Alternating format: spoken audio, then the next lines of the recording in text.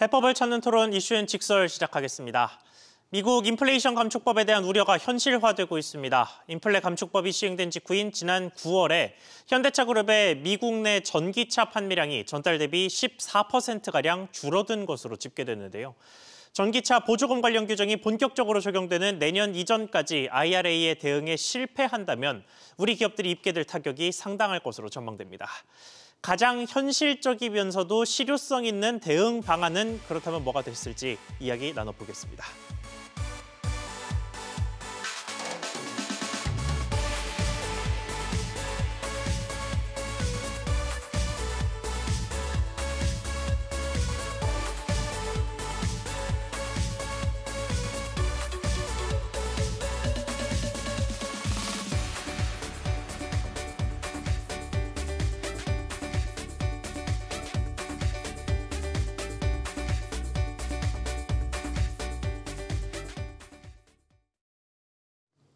그럼 오늘 함께 해주실 세 분 소개하겠습니다. 동국대 국제통상학부 광노선 교수, 서울과학기술대 경영학과 정흥준 교수, 그리고 인하공전 자동차과 김종우 교수 나오셨습니다.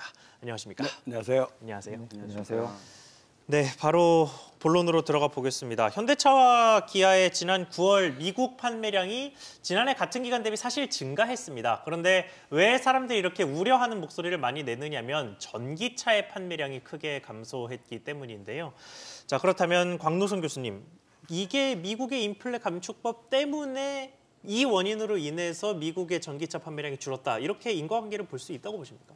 인플레 감축법이 8월 17일 바로 시행이 됐거든요. 예. 그러니까 이제 그 시행에 따른 어떤 뉴스 이펙트, 뉴스 효과 같은 건 있을 거예요. 근데 이제 문제는 이 데이터를 이렇게 보는 게 아니거든요. 데이터를 볼 때는 전년 동기 대비로 봐야지 전달 대비로 하면 보통 다음해 자동차가 11월 달에 발표되는데 그러면 9월 달, 10월 달 들어가면 이미 신차 다 팔렸기 때문에 새로운 신차에 대한 예상 때문에 이게 떨어진단 말이에요. 예. 그러니까 전달 대비로 이렇게 봐가지고 이게 무슨 IRA 효과다 뭐 이렇게 보는 거는 좀 데이터상의 무리가 있는 것 같고요. 아무래도 8월 17일 날 바로 시행을 했던 효과는 있을 겁니다. 왜냐하면 그 시행했으면 그동안 현대차라는 게 딴 자동차, 전기 자동차에 비해서 가성비가 높다고 그랬거든요. 네. 바로 이제 그런 측면에서 그렇다면 가성비 효과는 이제 거의 없어지니까 그런 측면은 있지만 이 데이터만 가지고 딴 경쟁업체 데이터도 없이 또 전년 동기 대비 데이터도 없이 그렇게 평가하는 건 조금 무리가 있다고 봅니다. 알겠습니다. 그러면 정흥준 교수님께서는 어떻게 생각하시는지요? 네, 예. 그러니까 당장에 아마 이 법으로 인해서 9월 달에 그 전기차의 매출이 감소됐다 이렇게 보기는 어렵고요. 다만 이제 장기적으로 이게 영향이 있을 가능성이 있는 거죠. 지금 현대차의 그 전기차들이 사실은 테슬라라든지 또는 포드라든지 뭐 GM이라든지 이런 차종에 비해서 상대적으로 약간의 가격 경쟁력이 좀 있었습니다. 네. 품질은 뭐 나쁘지 않고요. 그러다 보니까 그동안 이 현대차 전기차가 상당히 잘 팔려왔던 거거든요. 그러니까 많이 이제 호조세가 있었는데 그런 부분들이 조금 아마 그 효과가 다 된 것 같다라는 시장의 반응이라고 보여지고요. 다만 이제 이런 전기차의 어떤 판매 감소가 이번에 그 인플레이션 감축 법안으로 인해서 사실상은 조금 더 가속화될 가능성이 매우 크다 이렇게 좀 보여집니다. 알겠습니다. 김종우 교수님께는 질문을 조금 바꿔보겠습니다. 그렇다면 이거를 당장 저희가 가지고 있는 데이터가 9월밖에 없으니 9월 이야기를 자꾸 하는 건데 조금 장기적으로 봤을 때 결국은 전기차 시장에 있어서 현대기아차의 미국 내 영향력이 갈수록 축소될 수밖에 없는 상황이라는 데에는 동의하십니까?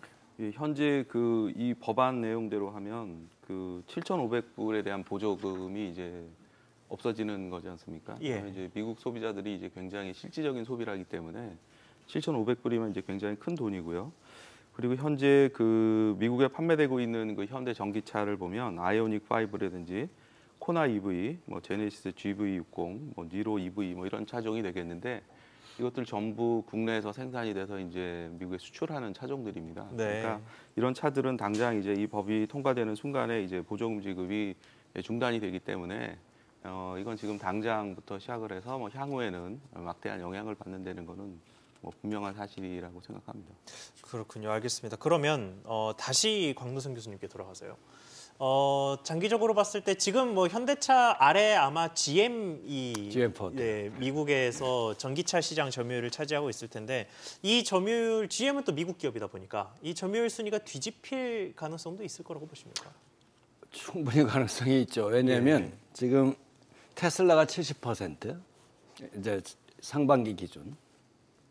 그다음에 이제 현대 기아차가 9% 예. 전기차만 네. 가지고요.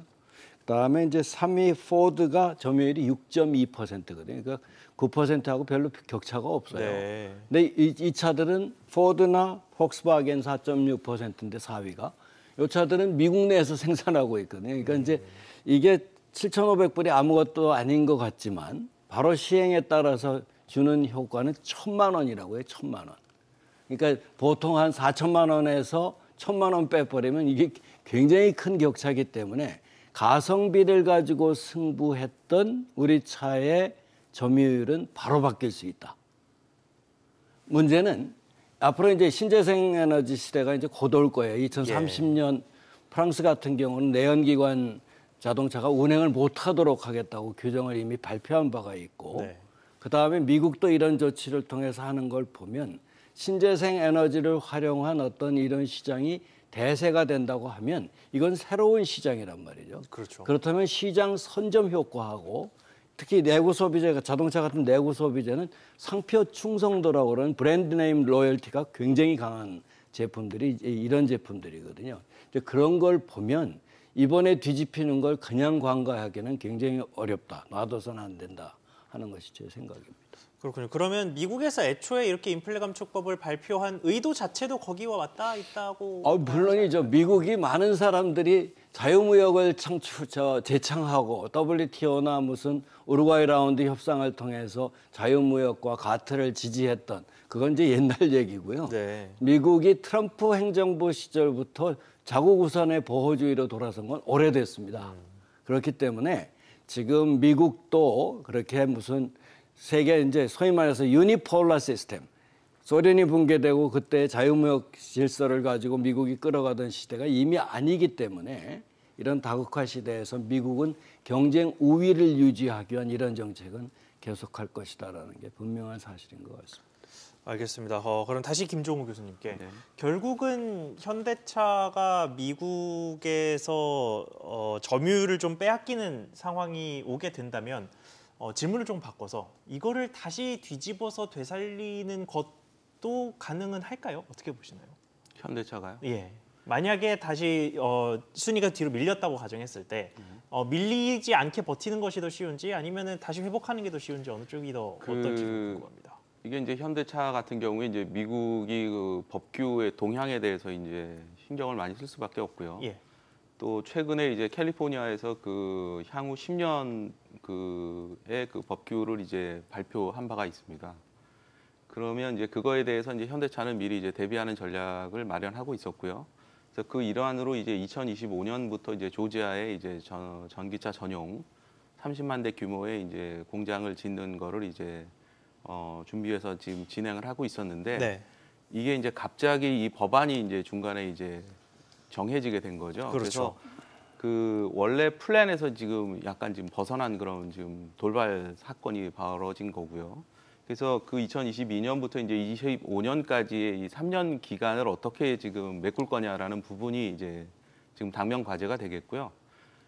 그러면 이제 단기적인 해결 방안으로는 그 기존에 있는 그 알라바마에 있는 그 현대 공장 거기에 이제 조립 라인을 변경을 해서 뭐 GV70이라든지 이런 차의 조기 투입을 통해서 이제 그 간극을 좀 메꾼다거나 뭐 그런 정도의 어떤 그 전략은 구사가 가능할 거라고 봅니다. 알겠습니다. 그러면 김종우 교수님, 죄송합니다. 정응준 교수님. 네. 미국에서 현대차의 지금 위상을 봤을 때 전기차에서는 사실 계속해서 2위를 잘 유지해 오고 있었는데 이번 IRA의 전반적인 현대차에게 미칠 영향력은 얼마나 될 거라고 보십니까? 글쎄요, 뭐 시장 자체가 이제 미국만 있는 거는 아니기 때문에요. 그러니까 미국의 전기차 시장은 한 50만 대 수준 현재는요. 근데 뭐 유럽은 120만 대거든요. 그 두 네. 배가 넘고 사실은 뭐 중국 시장 같은 경우는 270만 대이기 때문에 미국 시장의 5배 이상이 되는 시장입니다. 그래서 꼭 미국만 볼 필요는 없지만 미국이 이제 주요 시장인 건 맞는 거죠. 그래서 우선은 이 인플레이션 감축법을 왜 그 미국의 민주당 정부가 냈는지 그 중에 아주 하나로 이 전기차에 대한 지원 방안이 들어가 있었는데요. 그 배경을 좀 맥락을 살펴봐야 자동차 시장에 미칠 영향을 좀 우리가 파악을 할 수가 있는데 우선 가장 크게는 세입 세출의 측면에서 한 400만 달러 정도를 아마 그 세입으로 잡고요. 세출을 뭐 한 4,400만 정도로 아마 잡았을 겁니다. 그러면 남는 게 한 3천만 달러 정도가 3천만 달러 정도가 될 텐데 억이죠. 3천억 달러 정도가 될 텐데 이 3천억 달러 정도를 어디다 쓰냐에 보면은 사실은 기후 정의에 쓴다라는 거거든요. 네. 그래서 친환경 에너지를 개발을 하고 그 중에 하나로서의 이런 엔진차를 줄이고 전기차를 활성화시키기 위해서 세액 공제를 해준다라는 얘기거든요. 그거를 미국에서 생산하는 차종에 대해서만 한다고 했기 때문에 이번에 이제 현대차가 빠진 건데요. 어떻게 보면은 우리나라 기업의 현대차의 입장에서 보면은 상당히 좀 아픈 부분이죠. 우리나라에서 수입 수출을 통해서 뭔가 경쟁력을 좀 가질 수 있는 부분이 약화될 수가 있는데 말씀드린 것처럼 장기적으로는 미국 공장에 뭐 엘레바마도 있고 조지아 공장도 이제 생기기 때문에 사실은 단기적으로는 좀 영향을 받더라도 장기적으로는 뭐 대응할 수 있을 거다라고 봅니다. 다만 우리가 좀 고민할 것은 현대차에 대한 어떤 그 대응만이 아니라 전체 친환경 시장에서 어떻게 대응할 건지, 특히 뭐 배터리라든지 또 전장 제품이라든지 또 친환경 에너지 제품이라든지 이런 쪽이 관련이 많기 때문에 그런 쪽에 미국에서 쓸 수 있는 예산이 아까 말씀드린 대로 한 3천억 달러 정도가 잡혀 있고 예. 거기에 여러 가지 수혜 기업들도 있습니다. 그러니까 이런 것들을 좀 종합적으로 분석할 필요가 있다라는 것이고요. 이번에 그 미국에서 인플레이션 감축 법안 자체가 현대차 자체는 단기적인 타격이 되는 건 사실이다. 그렇지만은 조금 글로벌한 관점에서 글로벌 마켓을 전체를 좀 조망해 볼 필요는 있다라고 생각을 합니다. 알겠습니다. 지금 정의선 회장은 지난달에만 미국 출장을 2번 갈 정도로 현대차 그룹 전체에 비상이 걸려 있습니다. 지금 이 상황에서 조지아주 공장의 완공을 더 앞당기는 방안, 그리고 일정 기간 가격 할인 등의 프로모션, 이런 식의 구체적인 현대차의 대응 방안에 대한 이야기도 나오고 있는데 그렇다면 현대차가 만약에 이런 행동들을 실제로 실행에 옮긴다면 수익성을 상당 부분 포기하는 쪽이 될 거거든요. 공장을 빨리 돌리려면 추가적인 비용 투입이 필요할 것이고 뭐 자동차 할인은 말할 것도 없고요. 이런 정책들이라도 단기적으로 해야 한다고 보십니까? 이게 이제 아까도 얘기했다시피 이게 새로운 시장이거든요. 예. 특히 이제 자동차 시장이 전기차로 재편이 되는 과정이라고 저는 생각을 하는데 이렇게 새로운 시장이 열릴 때는 시장 선점이 무엇보다도 중요를 해요. 예. 이 시장 선점이 중요하다는 이유는 또 이걸 지키기 위해서는 어떻게 하냐? 그러면 이런 어떤 가격 할인이나 이런 걸 장기적인 투자로 봐야 된다는 의미거든요. 그러니까 이거를 통해서라도 점유율 지키고 그다음에 현대차를 품질 향상시켜서 브랜드 네임 익숙하게 하고 하는 이런 투자는 현대차가 어떻게 보면 투자의 측면에서 이게 이제 소위 말해서 이윤 갉아먹는다는 단기적인 측면에서 보지 말고 예. 투자 측면에서도 또 필요한 조치다. 저는 그렇게 생각을 하고 있습니다. 네, 그러면 교수님께서는 어떻게 생각하십니까? 단기 이익을 포기해야 한다, 아니다. 둘 중에 하나를 고른다면요. 단지 아까도 제가 말씀드렸지만 이 인플레이션 감축 법안만이 지금 중요한 사안이 아니고요. 미국에서 지금 전기 자동차 관련된 법규가 지금 굉장히 빠른 속도로 지금 변하고 있습니다. 그래서 2025년까지 기존의 이제 전기차에 대한 어떤 의무 판매 조항을 이제 22%로 했던 것이 26년부터 이제 35년까지의 어떤 계획에 의하면 이제 26년부터 35%, 그다음에 35년 되면 이제 100%를 전기차로 판매를 해야 된다라는 이제 법안이 통과가 됐습니다. 예. 그렇기 때문에 장기적으로 현대는 이 법안에 따라서 움직일 수밖에 없는 거고요. 그래서 아까도 말씀드렸지만 그런 의미에서 이제 조지아에다가 이제 30만 대의 전기차 공장을 만들게 된 거고요. 그렇기 때문에 단지 지금 인플레이션 법안에 의해서 몇 년 동안의 어떤 수익이 좀 떨어진다든지 그거에 의해서 뭐 미국 시장을 어떻게 할 건지 이렇게 판단할 수 있는 부분이 아니고요. 장기적으로 봤을 때 미국에서의 어떤 전기차에 대한 어떤 보급 플랜에 따라서 움직이는 거기 때문에 그런 관점에서 이제 현대는 바라볼 수밖에 없고 그런 관점에서 이제 미국 시장을 절대로 포기할 수 있는 부분이 아니라고 봅니다. 알겠습니다. 자, 전문가분들께서 자꾸 장기적인 관점을 언급해 주시기는 하는데 단기적으로도 상황이 계속해서 변화하고 있습니다. 미국 내에서 변화하고 있는 상황들을 좀 자세히 짚어보겠습니다. 우선 가장 중요한 소식이 하나 들어왔습니다. 미국에서 바이든 대통령의 친서가 들어왔죠. 윤석열 대통령에게 친서를 보내서 열린 마음으로 인플레이션 감축법에 대한 협의를 하자라는 내용이 담겼다라는 게 대통령실의 이야기입니다. 그러니까 인플레이션 감축법에 대해서 우리나라가 굉장히 신경을 쓰고 있다는 사실을 바이든 대통령도 알고 있고 이에 대해서 협의할 의사 역시 외교적인 수사일 수도 있겠습니다만 밝혔다는 내용인데요. 이 내용을 좀 긍정적인 신호로 해석해도 될지 좀 여쭤보고 싶은데 어떻게 보십니까? 글쎄요, 뭐 정치적인 영역이라서 말씀드리기가 어렵겠지만 미국의 이번 인플레이션 감축법에 들어가 있는 자국에서 생산되는 전기차에 대해서만 세금 공제를 해주겠다라는 것은 미국은 자동차 산업이 굉장히 중요한 산업 중에 하나입니다. 그리고 GM과 포드를 가지고 있고요. 뿐만 아니라 테슬라라는 이런 전기차를 가지고 있어서 아마도 자국 내에서의 그 내수 시장을 쉽게 포기하기는 어려울 거다라고 보고요. 그래서 물론 협의가 돼서 잘 되면 전 좋다고 봅니다. 좋다고 보고 또 이번에 미국의 이런 조치들이 사실은 뭐 이런 그 FTA라든지 이런 협정을 약간 위반할 수 있는 소지도 있긴 있어요. 왜냐하면 이게 관세 효과가 있는 거잖아요. 그렇죠. 사실은 보조금이라는 게. 그래서 국제 분쟁의 소지가 있긴 한데 아까도 말씀드렸지만 미국 정부는 명분을 가지고 있어요. 왜냐하면은 이렇게 하는 것은 전반적으로 그동안 미국 정부가 소홀히 다루었던 이 기후 위기에 대한 정의로운 전환을 전반적으로 추진하겠다라는 명분을 갖고 가는 거라서 사실은 이게 약간 논쟁거리가 좀 있는 거죠.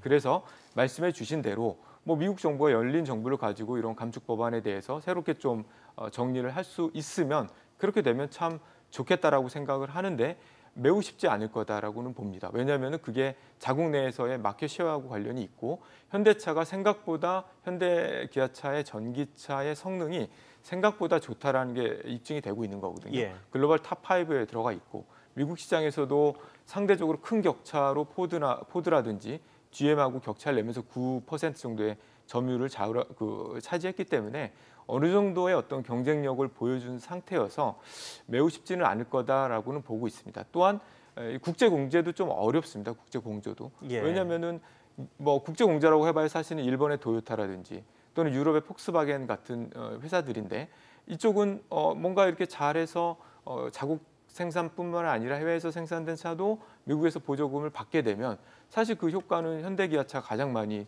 누릴 텐데 그러면 본인들의 경쟁 기업이 오히려 더 마켓 쉐어가 늘어나는 상황이어서 굳이 그럴 필요가 없고 사실은 새로운 영역을 개척할 가능성이 상당히 크다. 아까도 말씀드렸지만 미국 시장은 전체 자동차 산업에서 큰 시장이긴 하지만 다른 남미라든지 뭐 중국, 유럽이라든지 이런 시장들이 있기 때문에 그런 영역들을 오히려 적극적으로 발굴을 할 가능성이 매우 높다라고 보여집니다. 그러니까 현대차를 제외한 다른 회사들은 뭐 물론 이렇게 이분법적으로 딱 나눌 수 있는 이야기는 아니겠습니다만 미국보다도 다른 시장, 이미 경쟁자가 너무 많은 미국보다 다른 시장을 더 선호하게 될 수도 있을 거라는 말씀이신 건가요? 그런 가능성이 있다라는 거고요. 그렇게 됐을 때 미국 자체의 어떤 자동차 산업의 경쟁력의 저하 이런 부분들이 자국 내에서도 약간의 우려의 목소리들이 나오고 있는 상황이긴 합니다. 그래서 말씀하신 대로 이런 열린 마음을 가지고 잘 협의를 해서 국제적으로 인정받는 수준의 어떤 논의가 되면 좋겠지만 그렇게 안 될 가능성도 충분히 있는 상황이다라는 것과 또 이 글로벌 마켓에서의 기업들 간의 경쟁 전략이라는 것 자체가 이 국가가 좌지우지할 수 있는 것이 그런 부분을 좀 넘어서는 그런 영역도 좀 있다라고 생각이 듭니다. 알겠습니다. 미국에서 다른 소식이 또 하나 들어와 있습니다. 미 조지아주 상원의원이 인플레이션 감축법 개정안을 발의했습니다. 내용 골자를 보자 하니 보조금 지급 중단을 3년 유예한다라는 게 가장 기본적인 내용이라고 보고 있어서 만약에 통과가 된다면 현대차에게 긍정적인 소식이 될 것 같은데 실제로 이게 개정이 이루어질 수 있을 거라고 보십니까? 먼저 인플레이션 감축 법안이라든지 좀 이거를 큰 틀에서 한번 바라볼 필요가 있을 것 같은데요. 그 결국에는 그 미래차에 대한 패권을 누가 가져가느냐라는 어떤 부분일 것 같습니다. 예. 그러니까 현재 지금 상황으로 보면 중국이 가장 그 지금 현재로선 미래차 경쟁력을 가장 많이 가지고 있고 또 가장 큰 시장이고요.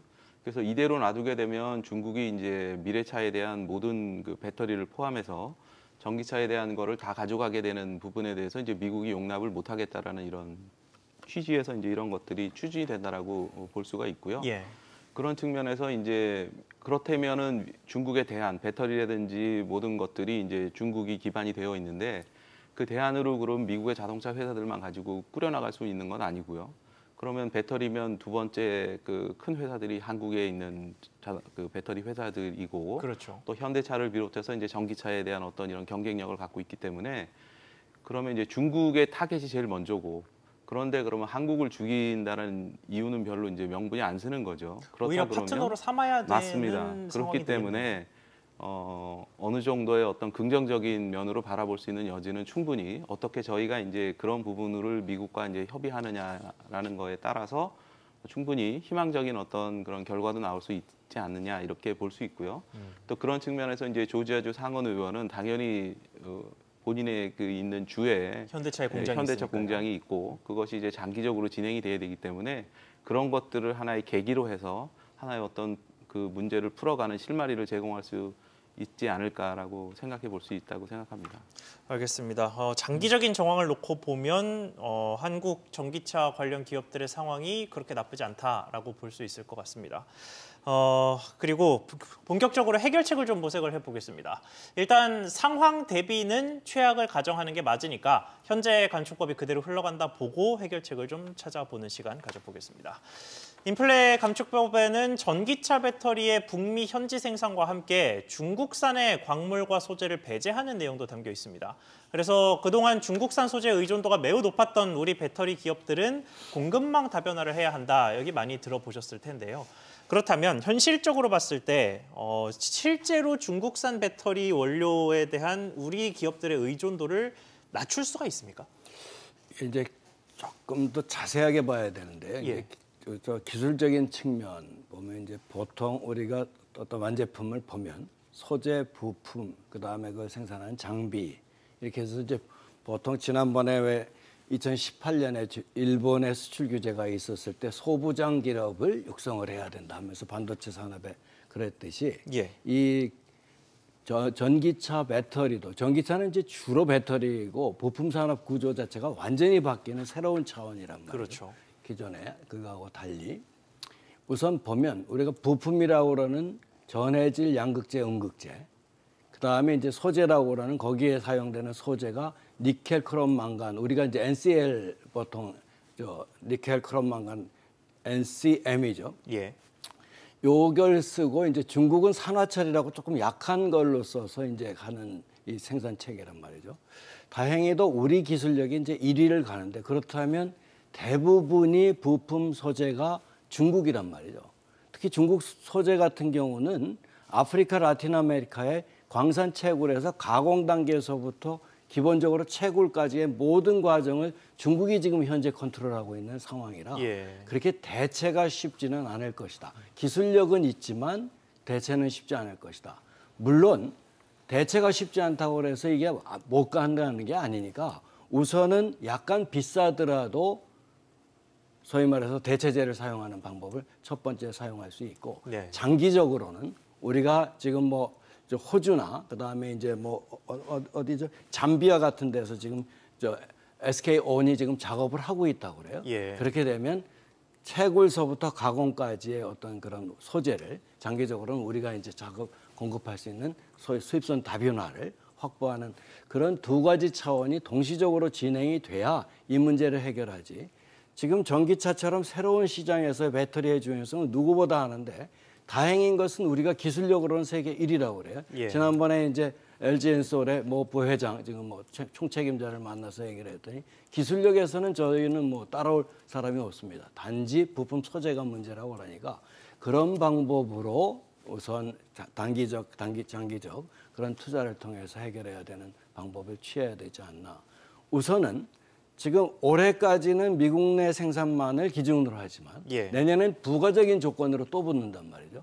그건 배터리 생산에서 소재와 부품에 대해서 각각 반씩 또 추가적인 조건이 붙기 때문에 내년 초에 리셋이라고 그래요. 보통 이제 그 시행령을 할 때 올해 이제 바로 시행을 해서 미국 내 생산만 했지만 내년에 들어가서 리셋 조항을 해서 20만 대 기업체당 그 조항 같은 것도 이제 삭제되고 뭐 이런 새로운 조항 할 때 네. 그게 이제 시행령 때 만들어지는 거거든요. 그다음에 법안을 잘 보면 미국 내 법안은 이제 우리 저 환율 조작 대상국, 관찰 대상국 구분할 때 그 법에도 보면 단서 조항이 반드시 붙어 있어요. 예를 들어서 동맹 또는 무슨 관계를 고려해서 국익에 중대한 우려가 있을 경우에는 예외로 한다. 이번 법에도 분명히 IRA에도 붙어 있을 겁니다.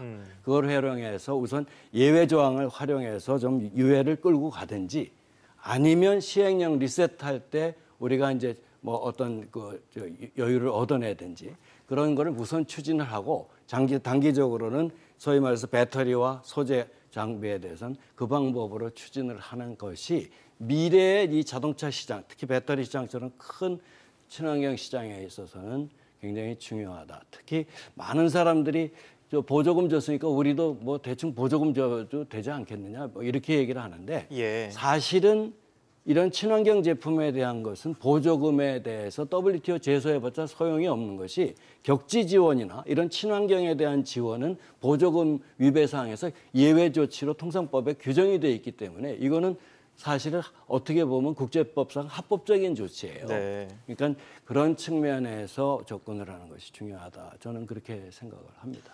알겠습니다. 그런데 배터리를 이야기를 들어보면 계속해서 새로운 소재, 새로운 배터리, 뭐 꿈의 배터리라는 전고체 배터리라는 것도 있고요. 이런 식의 배터리류의 기술 발달이 많이 일어난단 말이죠. 그렇다면 지금 당장 중국의 의존도를 다른 원료로 대체함으로써 의존도를 낮추는 것과 기술을 발전시켜서 새로운 개념의 배터리를 만들어내면서 결국은 중국에서 탈피하는 것, 뭐 둘 중에 어느 쪽이 좀 더 가야 할 길에 맞다고 보시나요? 둘 다 해야 될 둘 부분이고요. 다 해야 되죠. 예, 저희가 이제 그 코로나 사태를 겪으면서 그 요소수 대란이 일어났지 않습니까? 그 뭐 저희 나라뿐만 아니라 전 세계가 그 중국의 의존도가 너무 높았다라는 거를 이제 그때 절실하게 깨닫게 된 거고요. 그 저희가 이제 위기는 기회라고 생각을 하듯이 이 인플레 감축 법안을 계기로 해서 어떻게 보면 이제 중국에 너무 의존하는 부분을 배터리 소재들도 마찬가지고요. 다변화한다라는 거는 꼭 뭐 이거 아니더라도 필요한 그런 조치였다고 보고요. 네, 그럼 현실적으로 다변화가 가능은 한가요? 지금 그 말씀하신 대로 뭐 다른 여러 나라들과의 이제 뭐 호주라든지 캐나다라든지 뭐 쉽지는 않겠지만 그런 노력들은 계속 해야지 된다라고 보는 건 맞습니다. 그리고 뭐 그 자원이라는 것이 뭐 한 나라에만 그 존재하는 건 아니기 때문에 개발을 안 했다라는 그런 부분이고요. 그런 것들은 이제 이런 걸 통해서 이제 꾸준히 할 필요가 있고요. 그다음에 아까 말씀하신 대로 뭐 전고체 배터리라든지 이런 부분의 기술 개발은 당연히 해야지 될 부분이라고 봅니다. 그래서 그거는 뭐 저희 그 배터리 업체들이 열심히 하고 있는 부분이고요. 그래서 그거는 경쟁력을 계속 가지고 갈 수 있는 그런 노력들을 계속 기울여야 된다고 봅니다. 알겠습니다. 그러면 네, 역시 중국의 의존도를 어떤 방식으로 좀 낮출 수 있는지 여쭤보겠습니다. 일단은 미국은 확실히 그러니까 자국에서 생산되는 자동차 외에 수입 자동차에 대해서 그 보조금을 안 주겠다라는 것뿐만 아니라 결국에 전기차라는 게 핵심 부품이 배터리인데요. 그렇죠. 배터리에 들어가는 원재료의 뭐 50%, 약 50% 정도를 북미나 또는 미국과 긴밀한 무역 국가를 통해서만 제조했을 때 가능하다. 뭐 이런 이제 조항들을 내년 1월에 발효를 했단 말이에요. 굉장히 지금 정치적인 접근이죠. 중국을 견제하기 위한 접근이고요. 두 가지가 필요한데 하나는 우리는 정치적인 접근을 할 필요가 별로 없다라고 보여집니다. 왜냐하면은 사실은 이제 뭐 그러니까 우리가 미국하고의 어떤 수출을 통해서 얻는 뭐 여러 가지의 경제적 이득이 있는데요. 그거는 아시아보다도 못하고요.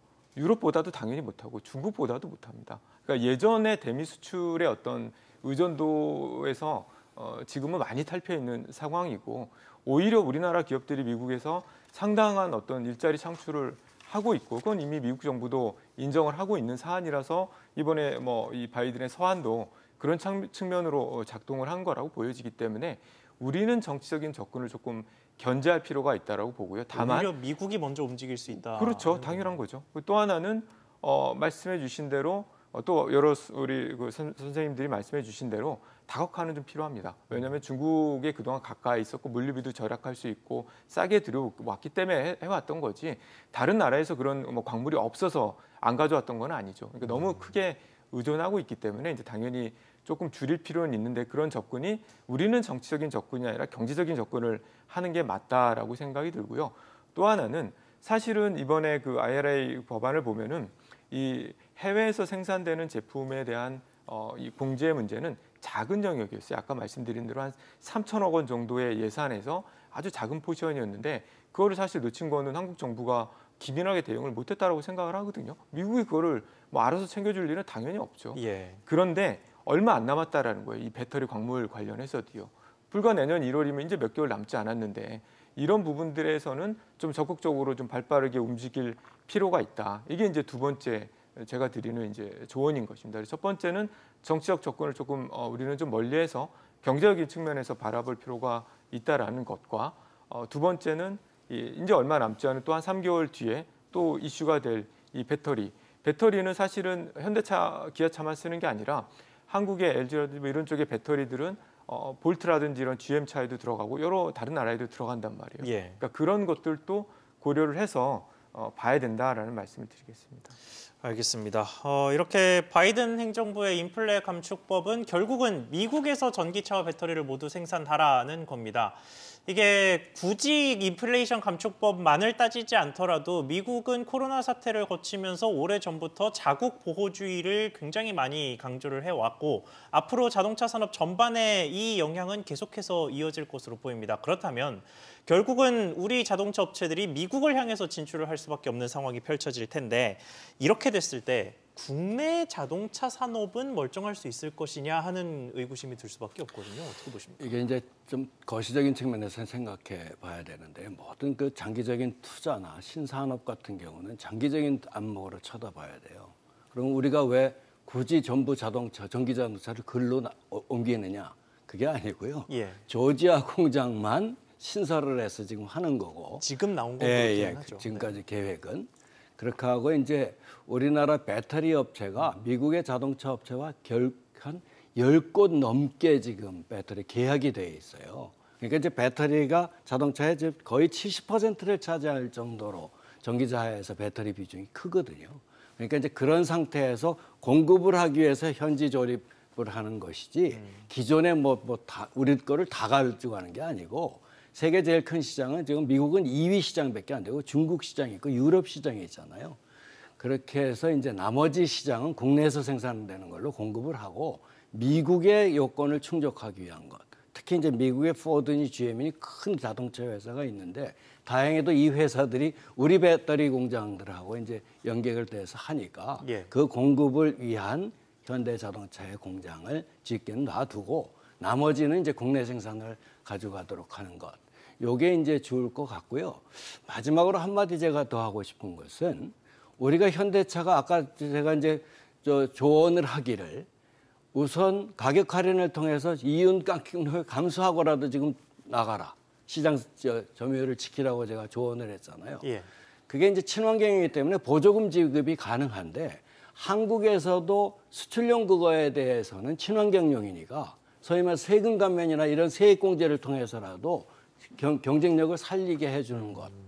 이거는 특정 옛날 우리 60년대, 70년대 경제 개발할 때도 불균형 성장 전략이라서 왜 대기업만 지원해주고 전략산업이 그게 뭔데 전략산업 지원해주냐. 결국은 지금 우리는 전략산업으로 먹고 살고 있지 않습니까? 예. 바로 그런 차원에서 이렇게 가격 할인을 통해서 희생을 감수한 그거에 대해서는 어떤 세금 감면이나 이런 조치를 통해서라도 그래서 좀 미국이 보조를 해서 친환경을 명분으로 삼았으니 우리도 친환경을 명분으로 명분으로 삼는다 삼는 거죠. 거네요. 왜냐하면 이게 이제 불공정 무역 행위에 대한 대응 조치로서 허용된 건 우리도 같은 조치를 취할 수 있게 돼 있거든요. 예. 그러니까 이제 그런 차원에서 좀 장기적인 시각으로 접근을 해주는 것이 필요한 시점이 아닌가 이렇게 생각이 됩니다. 알겠습니다.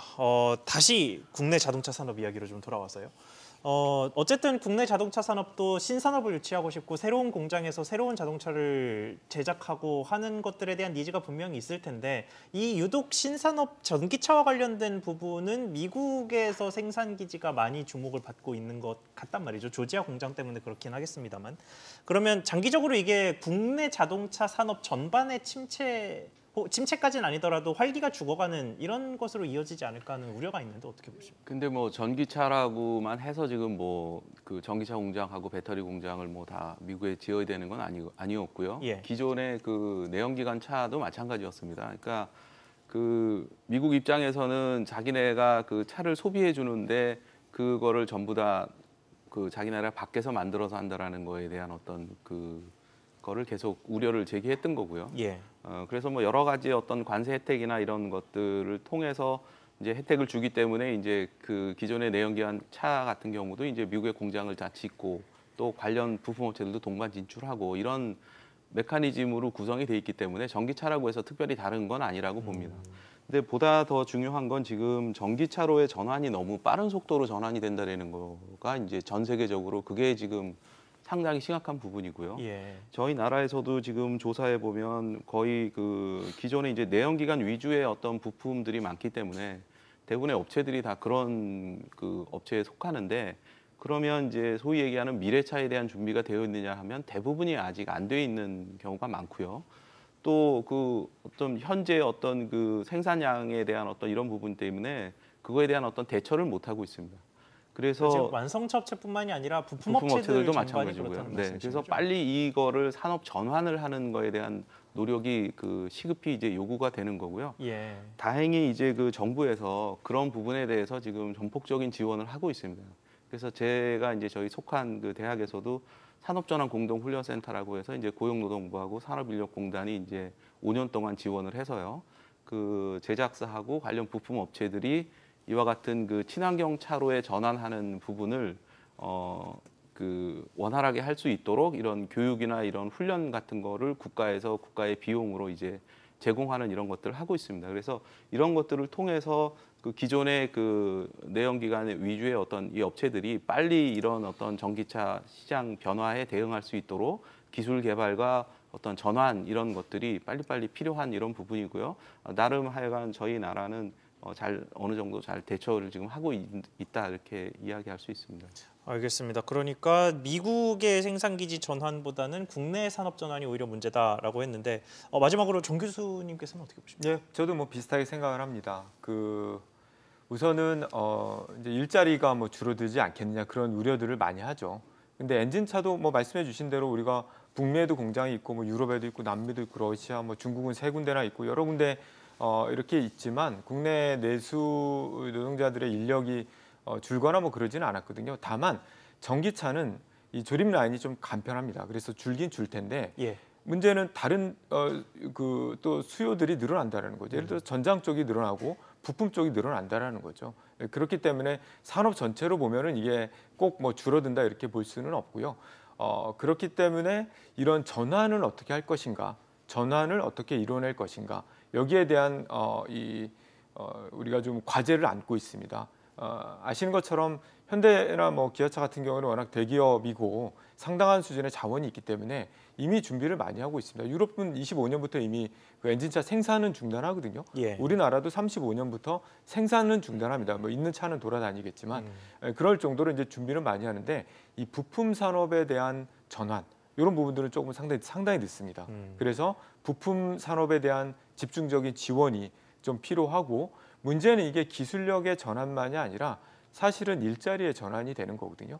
그러니까 정의로운 전환이라는 이제 이런 큰 슬로건이 있는데 지역 주민, 뭐 노동자, 또 기업주, 또 여러 가지 소비자들 관련돼 있는 이런 사람들이 조금 위기를 덜 느끼면서 네. 전환이 될 수 있도록 하는 법안도 좀 필요하고 그런데 필요한 예산도 좀 필요하고 그런 준비들이 정부 차원으로 좀 이루어져야 된다라는 것 하나랑요. 또 하나 우리가 빼먹으면 안 되는 게 한국 GM 문제입니다. 예. 한국 GM도 우리나라에서 이 상당한 역할을 하고 있습니다. 사실은 그 고용 규모만이 아니라 거기에 납품을 하고 있는 공급사라든지 뭐 이런 하청업체라든지 이런 쪽이 있기 때문에 빼먹으면 안 되는데 이 한국 GM이 엔진차를 만드는 회사란 말이에요. 네. 그러니까 전기차가 가속화되면 될수록 한국 GM의 경쟁력은 약화돼서 그렇죠. 결국 폐쇄 단계로 갈 가능성이 상당히 높습니다. 그렇기 때문에 그걸 어떻게 또 이 좀 안정적으로 유연하게 준비를 해 나갈지 연착륙할지 이런 부분들에 대해서도 산업은행을 포함해서 사실은 노사가 다 고민을 좀 해야 되는 그런 영역입니다. 알겠습니다. 미국의 인플레 감축법을 계기로 해서 우리 자동차 산업계에 현재 남아있는 불안 요소들을 좀 짚어보는 시간이 됐던 것 같습니다. 특히 부품 산업을 중심으로 어떻게 이 상황을 극복할 수 있을지 상황을 지켜봐야 될 것 같습니다. 지금까지 도움 말씀의 광노성 교수와 정흥준 교수, 김종우 교수였습니다. 오늘 저희가 준비한 소식 여기까지입니다. 시청해주셔서 감사합니다.